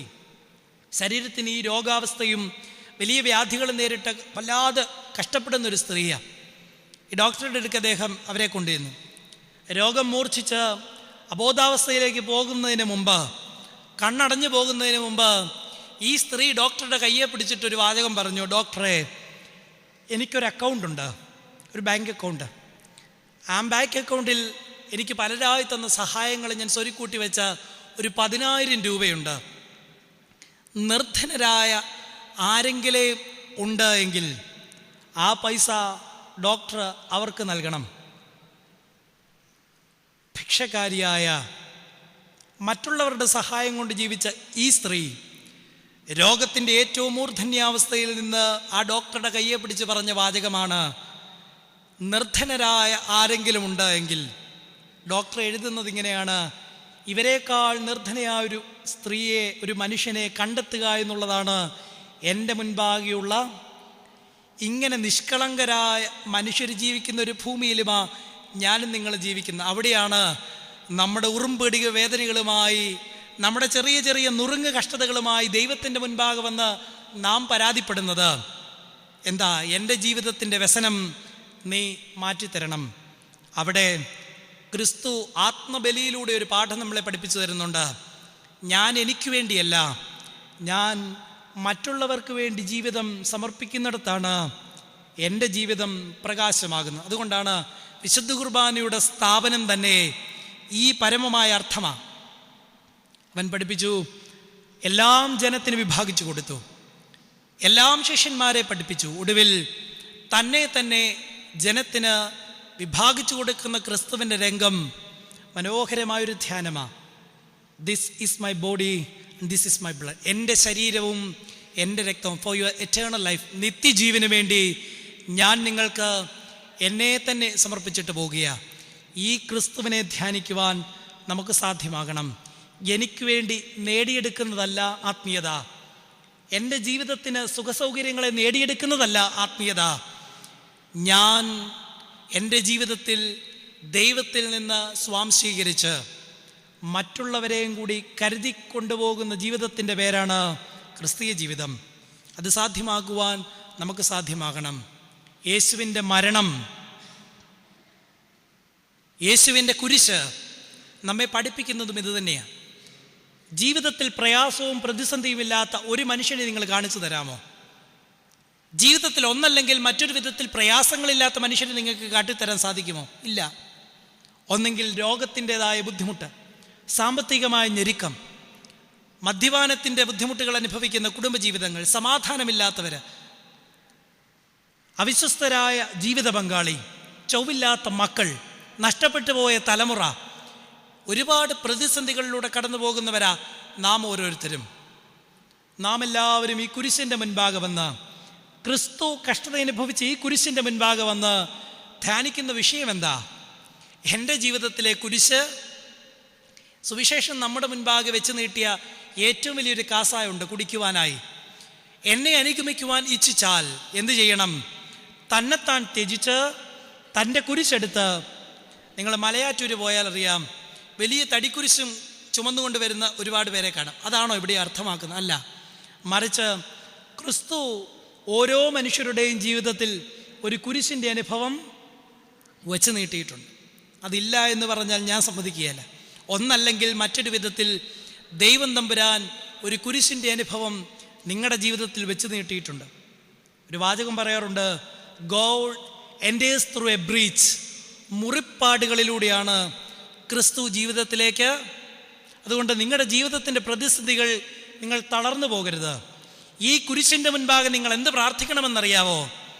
നിങ്ങൾ ഒരിക്കലും എൻ്റെ ജീവിതത്തിലെ കുരിശ് മാറ്റിത്തരണമെന്ന് പ്രാർത്ഥിക്കരുത്.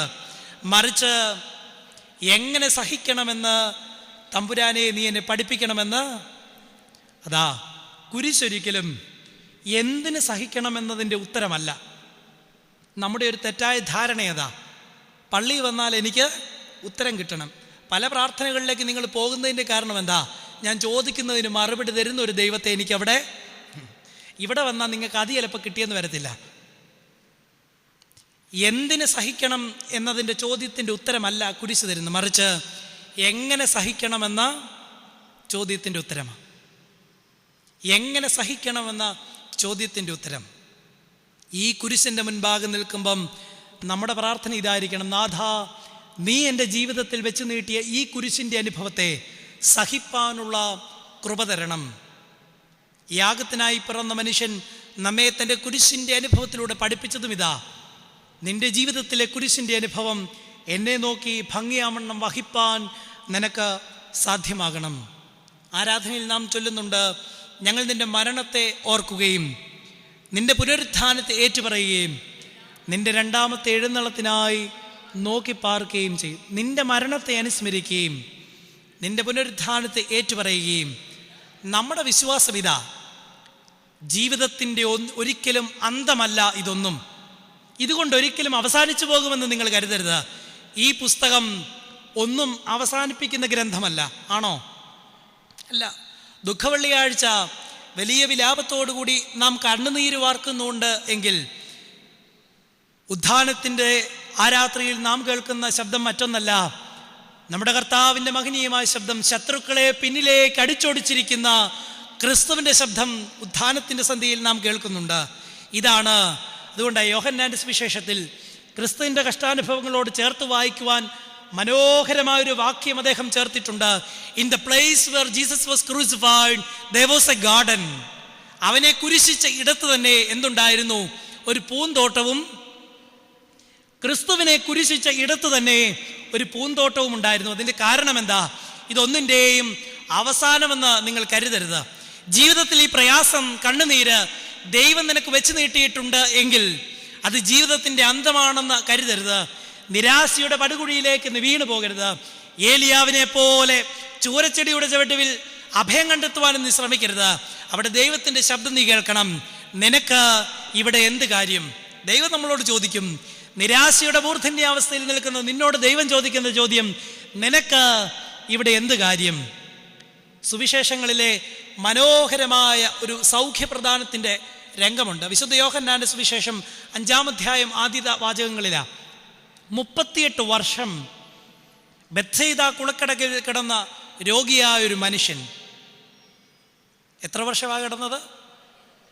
38 വർഷം. ഒരു മനുഷ്യൻ്റെ നിറയൗവനമെന്ന് പറയാവുന്ന, ജീവിതത്തിൻ്റെ സുവർണ കാലഘട്ടമെന്ന് പറയാവുന്ന ഒരു മേജർ പോർഷൻ രോഗിയായി എവിടെയാണ് കിടക്കുന്നത്? ബെത്സയിദ കുളത്തിൻ്റെ അടുത്ത്. ആ കുളത്തിനൊരു പ്രത്യേകത പറയുന്നുണ്ട്. എന്താ? ആണ്ടിലൊന്ന് ഒരു ദൂതൻ വന്ന് കുളം കലക്കും. ആദ്യം കുളത്തിലിറങ്ങുന്ന മനുഷ്യൻ എന്തു കിട്ടും?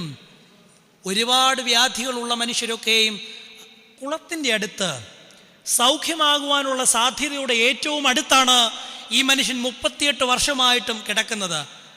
ആണോ? അവനെ ആരെങ്കിലും ഒന്ന് തൊഴിച്ചിട്ടാലും മതിയായിരുന്നോ? എന്നാൽ അവൻ്റെ ജീവിതത്തിൻ്റെ ആദ്യത്തെ പരാജയം എന്താണെന്നറിയാവോ? അവൻ ഈ ലോക ജീവിതത്തിലായിരുന്നിട്ടും പേര് പറയാൻ കൊള്ളാവുന്ന നല്ലൊരു സഹോദരൻ, സ്നേഹിതൻ ആർക്കില്ലായിരുന്നു? അവൻ്റെ ജീവിതത്തിൻ്റെ ഒന്നാമത്തെ പരാജയം. ഇന്ന് നിങ്ങൾക്കൊക്കെ ഫേസ്ബുക്കിലും വാട്സപ്പിലും 3000, 4000, 5000 ഫ്രണ്ട്സ് ഉള്ളവരാ അല്ലേ? പക്ഷെ ജീവിതത്തിൻ്റെ ഒരു പ്രതിസന്ധിയിൽ നിങ്ങളെല്ലാം ആടിയുലഞ്ഞു പോകും. കാരണം എന്താണെന്നറിയാവോ? ഇത് മുന്നമേ കണ്ടതുകൊണ്ടാ വേദപുസ്തകം നമ്മളോട് പറയുന്നു, വളരെ സ്നേഹിതന്മാരുള്ളവർക്ക് നാശം ഭവിക്കും, എന്നാൽ സഹോദരനേക്കാൾ പറ്റുള്ള ഒരു സ്നേഹിതനുണ്ട്. ആരാന്നറിയാവോ? ഞാൻ ആദ്യം തൊട്ട് പറയുന്ന ഈ ക്രിസ്തുവാ. പക്ഷെ ഇവനെ നമ്മൾ കണ്ടെത്തുന്നത് എപ്പോഴാണെന്നറിയാവോ? എല്ലാ പ്രതീക്ഷകളും അസ്തമിച്ചെടുത്ത് മാത്രമാ ആരെ തേടി നാം പുറപ്പെടുന്നത്? അല്ല, ജീവിതത്തിൽ പ്രഥമ സ്ഥാനം ഇവന് തന്നെ കൊടുക്കണം. ദൈവവുമായിട്ടുള്ള ബന്ധം സജീവമാകുന്നിടത്ത് എൻ്റെ സഹജീവികളുമായിട്ടുള്ള ബന്ധവും ഊഷ്മളമായി തീരും. ഇതിൽ രണ്ടും പരാജയപ്പെട്ട ഒരു മനുഷ്യനായിരുന്നിരിക്കാം ഇവൻ. 38 വർഷം ഈ കുളക്കടവിൽ രോഗാവസ്ഥയിൽ സമരസപ്പെട്ടു പോയി ഈ മനുഷ്യൻ്റെ അടുക്കൽ ക്രിസ്തു വന്ന് ചോദിക്കുന്ന ഒരു വലിയ ചോദ്യമുണ്ട്. ആ ചോദ്യം കേട്ട് എനിക്ക് ചിരിയും ഭയവും രോക്ഷവും തോന്നിയിട്ടുണ്ട്. ക്രിസ്തു ചോദിക്കുന്ന ചോദ്യം, നിനക്ക് സൗഖ്യമാകുവാൻ മനസ്സുണ്ടോ? 38 വർഷം ഈ കുളത്തിൻ്റെ അടുത്ത് കിടന്നവനോട്, രോഗസൗഖ്യത്തിന് വേണ്ടി ആഗ്രഹിച്ച് കിടന്നവനോട് ക്രിസ്തു ചോദിക്കുന്ന വലിയൊരു ചോദ്യം, നിനക്ക് സൗഖ്യമാകുവാൻ മനസ്സുണ്ടോ? ഒരുവിധപ്പെട്ടവരൊക്കെ ആണെങ്കിൽ ക്രിസ്തുവിനെ ആട്ടി ഓടിച്ചേനെ. അവൻ പറഞ്ഞു, എനിക്ക് മനസ്സുണ്ട്, പക്ഷേ എന്നെ ഈ കുളത്തിലേക്ക് ഇറക്കുവാൻ ആരുമില്ല. അവൻ്റെ വലിയ വിലാപം. പക്ഷേ 38 വർഷം ഇവൻ കാത്തുകിടന്നത് എന്തിനു വേണ്ടിയോ അത് ഇന്ന് സാധ്യമാകും. ദൈവപുത്രനാൽ സൗഖ്യം നേടിയവനായി അവൻ എഴുന്നേറ്റ് വരിക. അവൻ്റെ കഴിഞ്ഞകാല ജീവിതത്തിന് 38 വർഷത്തിൻ്റെ പരാജയമല്ല അവൻ പിന്നീട് ഓർക്കുന്നത്, ദൈവം അവനെ സന്ദർശിച്ച മഹത്വത്തെയാണ്. അതുകൊണ്ട് നിങ്ങളുടെ ജീവിതത്തിൽ കഷ്ടത, വ്യഥം, കുരിശിൻ്റെ അനുഭവം ദൈവം വെച്ച് നീട്ടിയിട്ടുണ്ടെങ്കിൽ തട്ടിയെറിയാൻ ശ്രമിക്കരുത്, ചാടിക്കിടക്കുവാൻ ശ്രമിക്കരുത്, മറികടക്കുവാൻ മറുവഴികൾ തേടരുത്. നിർണയപ്രകാരം വിളിക്കപ്പെട്ടിരിക്കുന്നവർക്ക് സകലവും നന്മയ്ക്കായിട്ട്. എന്തിനാ ദൈവം കണ്ണുനീര് ജീവിതത്തിൽ തരുന്നതെന്നറിയാവോ? എന്തിനാ? കണ്ണ് ശുദ്ധമായി ദൈവത്തെ കാണേണ്ടതുപോലെ. പക്ഷെ ഇന്ന് ആത്മാർത്ഥതയുള്ള കണ്ണുനീരൊക്കെ പോയി. കണ്ണുനീര് കാണണമെങ്കിൽ നമുക്ക് സാധ്യമാ. അമ്മായിമ്മമാർ മരിക്കുമ്പം യാതൊരു ആത്മാർത്ഥതയില്ലാതെ വാരിക്കോരി കണ്ണുനീരൊഴുക്കുന്ന മരുമക്കൾ നമ്മുടെ ഇടയിലുണ്ട്. ആ കണ്ണുനീരില്ല, അനുഗ്രഹീതമായ കണ്ണുനീര് നമുക്കുണ്ടാകണം. അങ്ങനെ നടത്തുന്നൊരു ദൈവത്തെ ഞാൻ എൻ്റെ ജീവിതത്തിൽ കണ്ടിട്ടുണ്ട്. ഈ കറുത്തകുപ്പായം മേടിക്കാൻ നിവൃത്തിയില്ലാഞ്ഞൊരു കാലഘട്ടം എനിക്കുണ്ട്.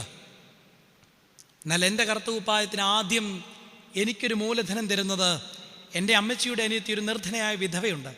പുള്ളിക്കാരത്തി എനിക്കായിട്ട് സ്വരുക്കൂട്ടിയ 3000 രൂപ. അപ്പം ഞാൻ പറയും, എന്നെ പൊതിഞ്ഞിരിക്കുന്ന ഈ കറുത്തകുപ്പായത്തിൻ്റെ മൂലധനം നിർധനയായ വിധവയുടെ ചില്ലിക്കാശ.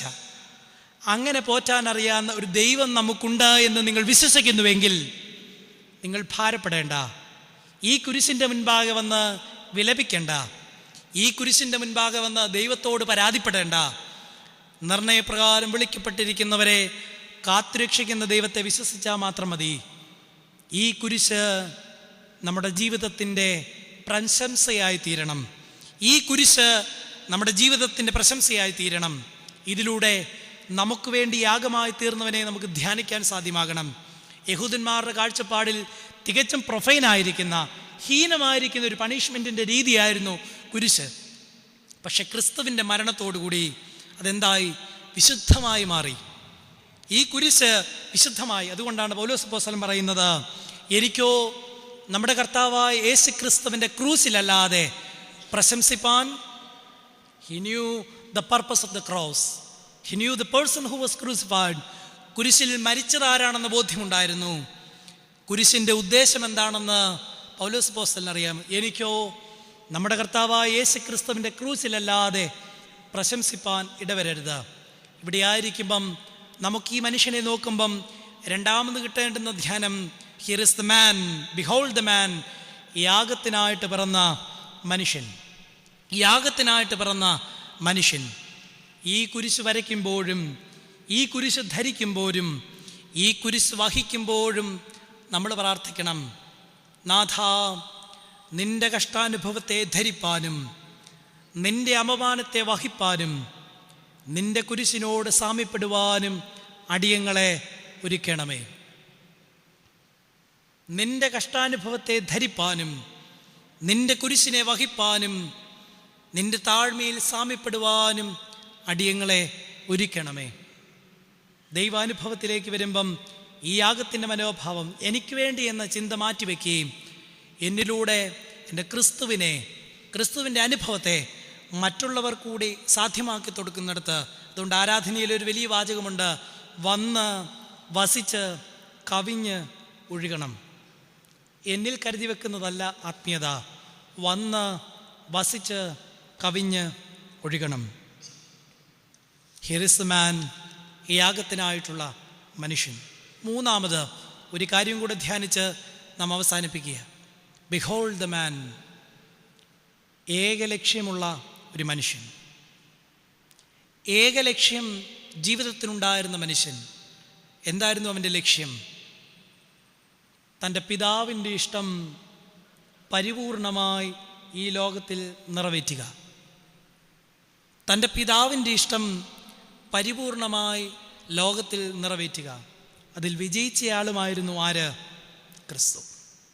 അവൻ നമ്മെ പഠിപ്പിക്കുന്നതും ക്രിസ്തീയ ജീവിതത്തിൽ ഏകലക്ഷ്യമുണ്ടാകണം. നമുക്കിന്ന് ഒരുപാട് ലക്ഷ്യങ്ങളാണ്.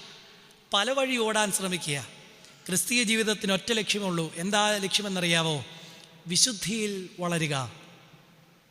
വിശുദ്ധിയിൽ വളരുക എന്നുള്ളതാണ് നമ്മുടെ ലക്ഷ്യം. നമുക്കൊരു അബദ്ധധാരണയുണ്ട്. എന്താ ദൈവവിളി? എന്താ ദൈവവിളി? അച്ഛനാകുന്നതും കന്യാസ്ത്രീയാകുന്നതുമാണോ ദൈവവിളി? ആരാ വിശുദ്ധര്? മെത്രാപ്പൊലിത്തന്മാരും വൈദികരുമാണോ വിശുദ്ധര്?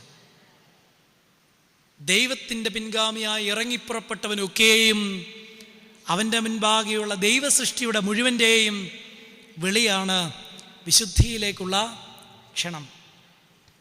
ഈ ക്ഷണത്തെ നമ്മൾ എങ്ങനെ സ്വീകരിക്കുന്നു എന്നുള്ളത് വളരെ ശ്രദ്ധയോടുകൂടിയ കാര്യമാണ്. അതിനൊരുപാട് വലിയ കാര്യങ്ങളൊന്നും ചെയ്യണമെന്നില്ല. നമ്മളായിരിക്കുന്നിടത്ത് ഒരു പ്രകാശം പരത്തിയാൽ മതി. ഈ മനുഷ്യൻ ഈ ലോക ജീവിതത്തിൽ വന്ന് പഠിപ്പിച്ചു: maintain a constant relation with God. ദൈവവുമായിട്ടൊരു സജീവ ബന്ധം പുലർത്തുക. അതിലൂടെ എങ്ങനെ നീ വളരണം? വിശുദ്ധിയിൽ വളരുവാൻ തക്കവണ്ണം ഇടയാകണം. നമ്മുടെ പ്രവൃത്തിയിൽ, നമ്മുടെ വാക്കിൽ, നമ്മുടെ സംസാരത്തിൽ, നമ്മുടെ ജീവിതം കൊണ്ട് മറ്റുള്ളവരെ നേടുവാൻ തക്കവണ്ണം ഇടയാകണം. ക്രിസ്തീയ ജീവിതമാകുന്ന ഓട്ടം ഭംഗിയോടും സ്ഥിരതയോടും ഓടണം. ഈ ഓട്ടത്തിന് വൈരുദ്ധ്യങ്ങളായി നമ്മെ മാറ്റിക്കൊണ്ടു പോകുവാൻ അനേക കാര്യങ്ങളുണ്ടാകും. പക്ഷെ അവിടെ ലക്ഷ്യം തെറ്റാതെ ഓടുവാൻ തക്കവണ്ണം ഇടയാകണം. അതിന് പല പ്രതിസന്ധികൾ നമ്മുടെ ജീവിതത്തിലേക്ക് വന്നേക്കാം. അവിടെയൊക്കെയും ക്രിസ്തുവിനെ നോക്കി വിശുദ്ധിയിൽ മുന്നോട്ട് പോകുവാൻ തക്കവണ്ണം ഇടയാകണം. അതിന് നമ്മെ സഹായിക്കുന്നതാണ് നോമ്പ്, നമസ്കാരങ്ങൾ. ഇവിടെ ദൈവസന്നിധിയിൽ സാഷ്ടാംഗം പ്രണമിച്ച് ഈ വിശുദ്ധിയിൽ വളരുവാൻ തക്കവണ്ണം ഇടയാകണം. ഇപ്പോൾ ഇവിടെ ഒരു മാമോദീസ നടന്നു. നമ്മളെല്ലാവരും വിശുദ്ധ മാമോദീസയിലൂടെ സഭയോട് ചേർക്കപ്പെട്ടവരാ. അതിൻ്റെ ആദ്യ വാചകമുണ്ട്: ഈ ലോകവ്യർത്ഥതകളെ തിരിച്ചറിയുവാൻ തക്കവണ്ണം ഈ പൈതലിൻ്റെ മനോനയനങ്ങളെ തുറക്കണമേ. ഈ ലോകത്തിൻ്റെ വ്യർത്ഥ സ്വഭാവത്തെ തിരിച്ചറിയുവാൻ തക്കവണ്ണം ഇവൻ്റെ മനോനയനങ്ങളെ തുറക്കണമേ. ഈ ദേവാലയ ബന്ധത്തിലായിരിക്കുമ്പം നമുക്കും സാധ്യമാകേണ്ടുന്നത് ഇതാ: ഈ ലോകത്തിൻ്റെ വ്യർത്ഥതകളെ തിരിച്ചറിയുവാനുള്ള ദൃഷ്ടി, കാഴ്ചയുണ്ടാകണം. അതിനാരെ നോക്കണം? ദൈവത്തെ നോക്കണം. പള്ളി വന്നു എന്നുള്ളത് കൊണ്ടോ, ധ്യാനം കേട്ടു അതുകൊണ്ടാണ് ഞാൻ ആദ്യമേ പറഞ്ഞത്, എൻ്റെ പ്രസംഗം കൊണ്ട് നിങ്ങളെ മാറ്റിയെടുക്കുവാൻ എനിക്ക് സാധ്യമാകുമെന്ന വിശ്വാസം എനിക്കില്ല. എന്നോട് വിയോജിപ്പുള്ളവർ കാണും ഈ വാദത്തിൽ. ഒരുവന് എങ്ങനെയാണ് ദൈവത്തെ സ്വീകരിക്കാൻ കഴിയുന്നതെന്നറിയാവോ? പള്ളി വന്ന് മണിക്കൂറുകൾ ഇരുന്നാലും സാധ്യമാകണമെന്നില്ല. ഒരിക്കലൊരു ചെറുപ്പക്കാരൻ സന്യാസിയായ ഒരു ഗുരുവിൻ്റെ അടുക്ക് വന്നിട്ട് പറഞ്ഞു: എനിക്ക് ദൈവത്തെ അറിയണം. ഇവൻ്റെ ഈ ആവേശം കണ്ട് ഗുരുവിന് മനസ്സിലായി ആവേശം ആപേക്ഷികമാണ്. ഗുരു പറഞ്ഞു: നീ പോയി നന്നായി പ്രാർത്ഥിക്കുക. അവൻ പറഞ്ഞു: ഇല്ല, എനിക്ക് എത്രയും പെട്ടെന്ന് ദൈവത്തെ പൂർണ്ണമായി അറിയണം. ഗുരു വീണ്ടും അവനെ നിരുത്സാഹപ്പെടുത്തി: അത്ര പെട്ടെന്ന് സാധ്യമാകുന്ന ഒരു സംഗതിയല്ല. അതിനൊരുപാട് മനനം, യജ്ഞം ആവശ്യമാണ്. ഇവൻ്റെ ശല്യം സഹിക്കാതെ വന്നപ്പം ഗുരുവിനെ ഒരു പുഴയുടെ അരികിലേക്ക് വിളിച്ചുകൊണ്ടുപോയി. അവൻ്റെ കഴുത്തിന് പിടിച്ച് ഗുരുവിൻ്റെ മുഖം പുഴയിലേക്ക് താഴ്ത്തി. ശ്വാസം കിട്ടാതെ ഈ ശിഷ്യൻ കൈകാലുകളിട്ട് പിടച്ചു. പക്ഷെ ഗുരു കൈ ശക്തിപ്പെടുത്തുകയല്ലാതെ, അമർത്തുകയല്ലാതെ ഒട്ടും അയച്ചു കൊടുത്തില്ല. അവസാന ശ്വാസം, തൻ്റെ ജീവൻ നഷ്ടമാകും എന്ന് മനസ്സിലാകുന്നിടത്ത് അവൻ എൻ്റെ കൈകാലുകളടികളൊക്കെയും ചലനമറ്റു എന്ന് നിശ്ചയിച്ചെടുത്ത് ഗുരു അവനെ വലിച്ച് കരയിലേക്കിട്ടു. അവസാന ശ്വാസം നഷ്ടമാകുന്നു എന്ന് വിശ്വസിച്ചെടുത്ത് ഇവൻ കരയിലേക്ക് വീണ് ആഞ്ഞ് ഒരു ശ്വാസം വലിച്ചു, ജീവശ്വാസം, പ്രാണശ്വാസം. ഗുരു പറഞ്ഞു, ഇതുപോലെ ഒരാഗ്രഹം നിന്റെ ഉള്ളിൽ ജ്വലിക്കാതെ ദൈവത്തെ കണ്ടെത്താൻ നിനക്ക്, അല്ലേ? ശബരിമല വലിയ ഇഷ്യൂ ആയിട്ട് നമ്മുടെ ഇടയിലുണ്ട്. ആത്മാർത്ഥതയോടുകൂടി പോകുന്നവരും വാശിക്ക് പോകുന്നവരും ഒക്കെ ഉണ്ട്, അല്ലേ? മറ്റുള്ളവരെ കാണിക്കാൻ ദൈവസന്നിധിയിലേക്ക് വരുന്നവരും നമ്മുടെ ഇടയിൽ കുറവല്ല. എന്നാൽ ദൈവത്തെ നീ അറിയേണ്ടതുപോലെ അറിയണമെങ്കിൽ ഇതുപോലെയൊരു വാഞ്ച നിൻ്റെ ഉള്ളിലുണ്ടാകണം. ഞാനിവിടെ നിന്ന് ഒരു ഭക്ഷണ പദാർത്ഥം കഴിച്ചാൽ അതിന് മധുരമാണോ എന്ന് പുറകിലിരിക്കുന്ന നിങ്ങൾക്ക് പറയാൻ സാധിക്കുമോ? അതിനെന്തു വേണം? അനുഭവിക്കണം. ഈ ദൈവാനുഭവത്തിലേക്ക് വരണമെങ്കിൽ ആത്മാർത്ഥമായൊരാഗ്രഹവും ആ ആഗ്രഹം ഉള്ളിൻ്റെ ഉള്ളിൽ നിന്ന് ജ്വലിക്കണം. അത് വിശുദ്ധിയിലേക്ക് നമ്മെ വളർത്തണം. 16-ാമത്തെ വയസ്സിൽ വീടിനടുത്തുള്ള അമ്പലത്തിലെ പൂജാരിയായ മനുഷ്യനായിരുന്നു ശ്രീരാമ പരമഹംസൻ. 16-ാമത്തെ വയസ്സിൽ പൂജാരിയായി. അദ്ദേഹം എന്നും വിഗ്രഹത്തിന് മുൻപിൽ വന്ന് ആരതി ഒഴിയും. ആരതി ഒഴിഞ്ഞ് പ്രാർത്ഥനകളും ജപങ്ങളും ഒക്കെ ചൊല്ലി രാത്രി കട്ടിലി കണ്ണുനീരോടുകൂടി അദ്ദേഹം പ്രാർത്ഥിക്കും, ഒരു ദിവസം കൂടി കഴിഞ്ഞുപോയി, നിന്നെ ഞാൻ അറിയേണ്ടതുപോലെ അറിഞ്ഞില്ലല്ലോ. അദ്ദേഹത്തിൻ്റെ വിലാപം എന്താ? ആരതി ഒഴിഞ്ഞു, കർമ്മങ്ങൾ അനുഷ്ഠിച്ചു, മന്ത്രങ്ങൾ ജപിച്ചു, പ്രാർത്ഥനകൾ നിറവേറ്റി, തികച്ചു. പക്ഷെ നിന്നെ അറിയേണ്ടതുപോലെ ഞാൻ, പള്ളിയിലേക്ക് വന്ന നമ്മുടെ മുൻപാകെ ഉണ്ടാകുന്ന വെല്ലുവിളി ഇതാ: ദൈവത്തെ അറിയേണ്ടതുപോലെ അറിയാനും പിൻപറ്റേണ്ടതുപോലെ പിൻപറ്റാനും സാധ്യമാകണം. ദൈവം നമ്മെ ഭരമേൽപ്പിച്ച ദൗത്യവും ഇതാ. In an awesome act of self-denial, God entrusted His reputation to ordinary people. ദൈവം നമ്മെ ഭരമേൽപ്പിച്ച ദൗത്യം മറ്റൊന്നല്ല, ദൈവത്തിൻ്റെ മാനം, ദൈവത്തിൻ്റെ വിശുദ്ധി കാത്തു സൂക്ഷിക്കുക എന്നുള്ളതാണ്.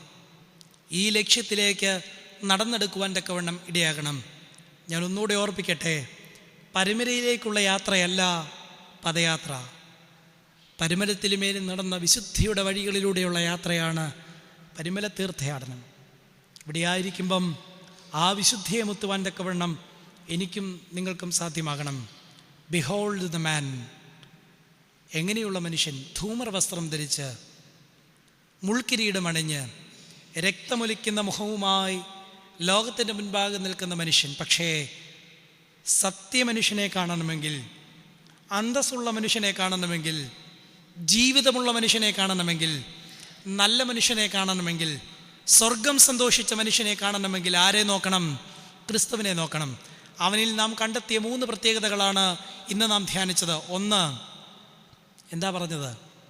ഹിയർ ഇസ് ദ മാൻ, പാപരഹിതനായ മനുഷ്യൻ. ഈ ലോക ജീവിതത്തിലായിരുന്നിട്ടും പാപത്തിൻ്റെ ഒരു തുള്ളി പോലും കണ്ടെത്തുവാൻ സാധ്യമാകാതിരുന്ന മനുഷ്യൻ. 2, ഹിയർ ഇസ് ദ മാൻ, യാഗത്തിനായിട്ടുള്ള മനുഷ്യൻ. എനിക്ക് വേണ്ടി എന്ന് കരുതുന്നിടത്തല്ല, ഞാൻ എന്നെ മറ്റുള്ളവർക്ക് വേണ്ടി കൂടി പ്രയോജനപ്പെടുത്തുന്നിടത്താണ് എൻ്റെ ക്രിസ്തീയ ജീവിതം അർത്ഥപൂർണമാകുന്നത്.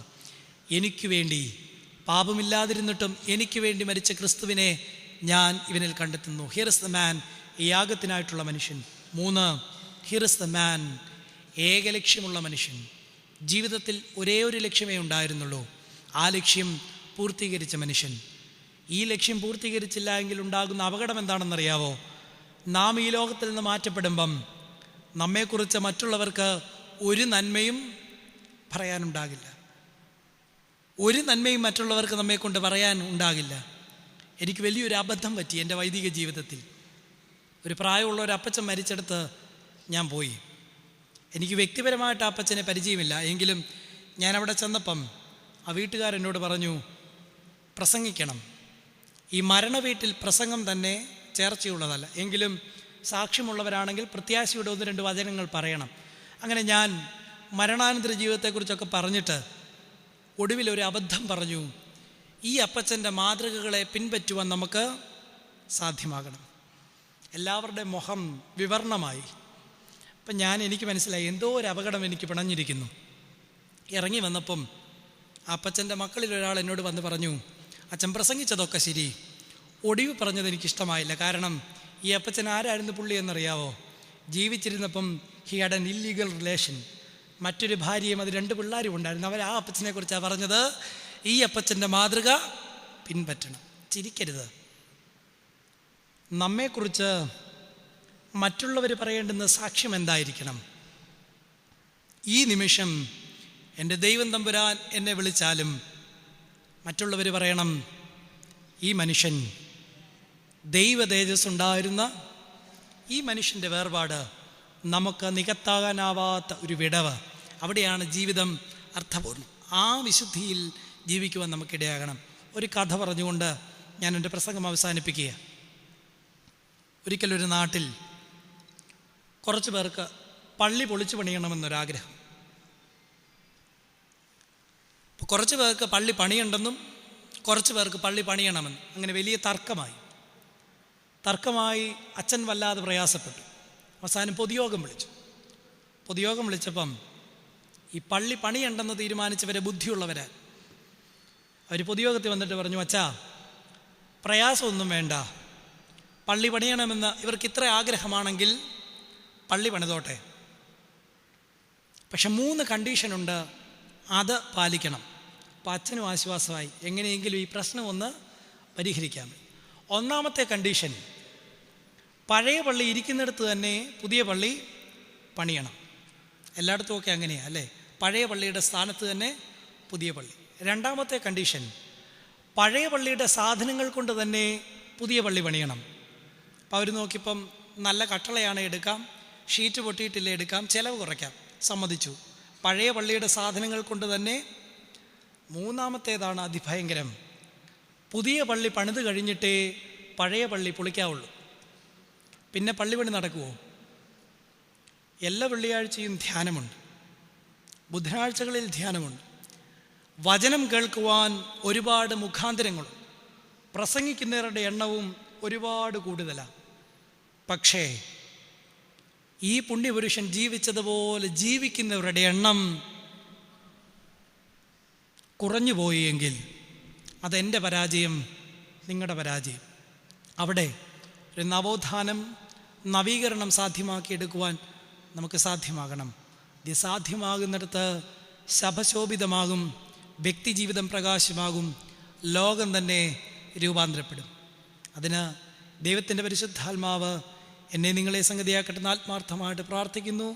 ഈ വലിയൊരു അവസരം തന്ന ഇതിൻ്റെ മാനേജരോടും മറ്റെല്ലാ വൈദികരോടും എന്നെ കേട്ടിരുന്ന നിങ്ങളോടുമുള്ള നന്ദിയും സ്നേഹവും അറിയിച്ചുകൊണ്ട് നിർത്തുന്നു. ദൈവം നമ്മെ വാഴ്ത്തി അനുഗ്രഹിക്കട്ടെ.